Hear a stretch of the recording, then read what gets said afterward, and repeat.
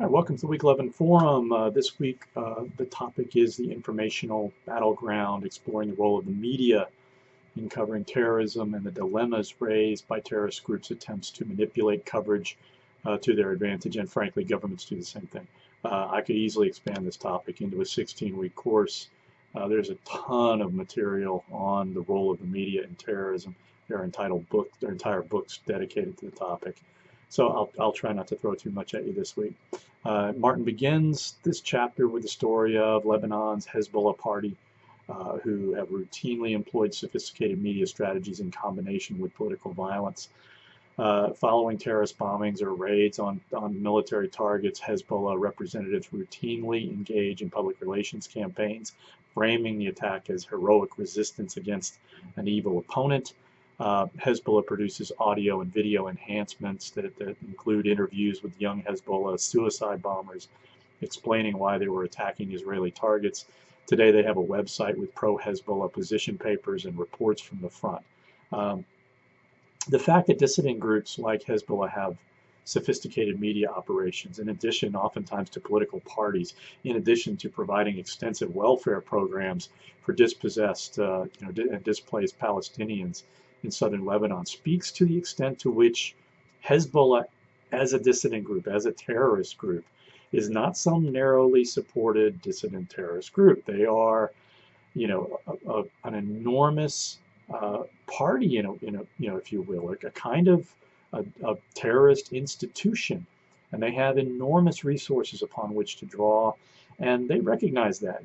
They know that, as Martin notes, information is power. Whoever controls access to the media wields power, and whoever can frame events in terms that are favorable to their group wield enormous power.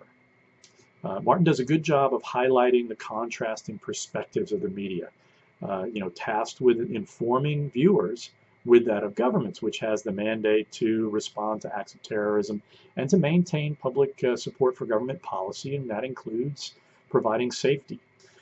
So those contrasting perspectives clearly place the media and government in positions that are ripe for conflict, as I noted in last week's overview, or in this week's overview, I should say.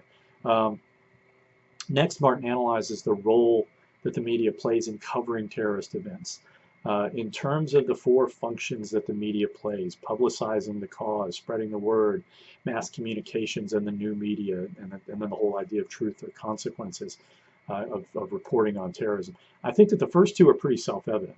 But Martin comments on the emergence of the new media in highlighting the media's vulnerability to inadvertently and sometimes deliberately covering terrorist events that are in ways are congenial to either side, rather than providing information impartially and contributing to a fact-based discourse on about the kinds of conflicts that are spinning out terrorism.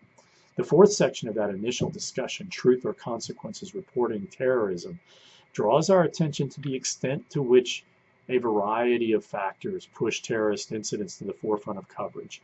In the midst of this discussion, the chapter Perspective 11.2 on Al Jazeera, really kind of highlights the perspective of a Middle Eastern, a distinctively culturally Middle Eastern, Arabic language media company. Beyond that language reality, what's distinctive about Al Jazeera's coverage of terrorism? I remember, 60 Minutes did one of the early one of their segments on Al Jazeera back in the early 2000s. And I remember thinking, that's really interesting. I bet they have a really interesting take on political violence. Have any of you visited any of Al Jazeera's English language website? Have you visited it, or had it pull up on YouTube? What do you make of their coverage of politics in general and of political violence in particular? When deciding which incidents to report, the media naturally gravitate towards dramatic events. That's simply the reality, right? They want coverage, right? They want their coverage to capture large audiences. Martin notes that in the 1980s, only a handful of people were killed in terrorist events, but the lion's share of the Western media's attention went to, individual killings, disco bombings, things like that, while tens of thousands of casualties in the Iran-Iraq War, the Ugandan Civil War, and the killing fields of Cambodia virtually went unreported, simply because there did not appear to be any interest. Um, the media confront a number of dilemmas in reporting on terrorist events. Martin describes the challenge of how to label individuals engaged in terrorist attacks. Do you go with the pejorative terrorist, or do you go with the more neutral gunman or commando? How you answer that question is going to dictate the kind of coverage you get, and that is always sort of the dilemma that you're in. There's very little kind of objective ground for reporters to try to occupy. Another dilemma inherent in the coverage of terrorism is the tendency to rely on official sources and to adopt the kinds of PR-inspired anodyne language to characterize the horrors of warfare and violence.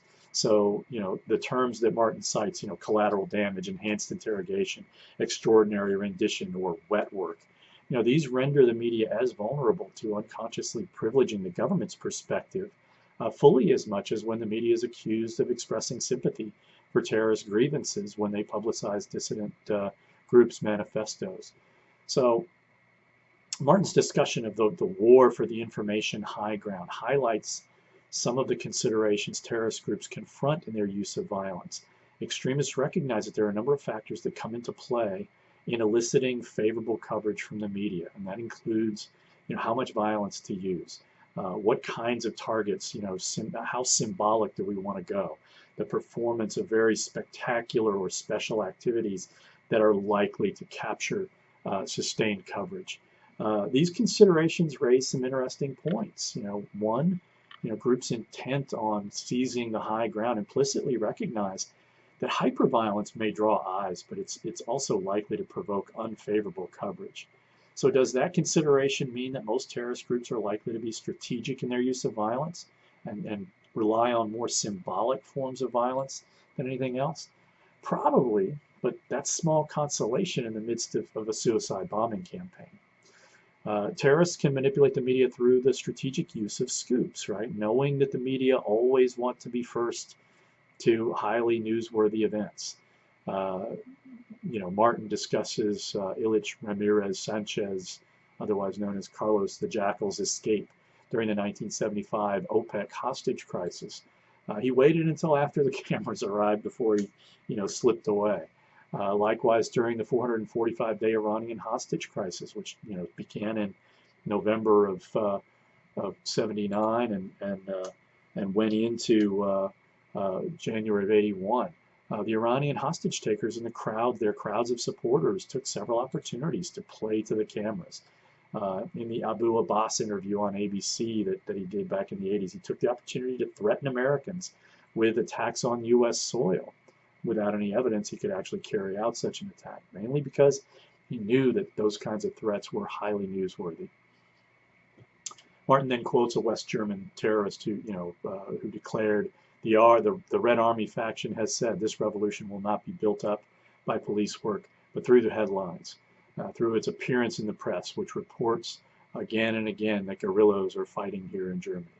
So what are some of the main criticisms leveled at the media regarding their coverage of terrorism? When you look at all this stuff, there's a lot of stuff in this chapter. Chapter Perspective 11.3, the box on WikiLeaks is, in my opinion, very interesting because I think WikiLeaks has a very complicated history. It was founded in 2007 as kind of a libertarian online investigative outfit dedicated to gathering and releasing government information that they viewed as hostile to personal liberty and the free exchange of information. To me, that the status of WikiLeaks within the constellation of media outlets is a really fascinating subject. Is WikiLeaks still a journalistic enterprise deserving of First Amendment protection? Or has it morphed into a propaganda organ for a hostile power? Inquiring minds want to know. Many counterterrorism experts complain that the media is often deployed as a weapon against a particular state or against the West at large.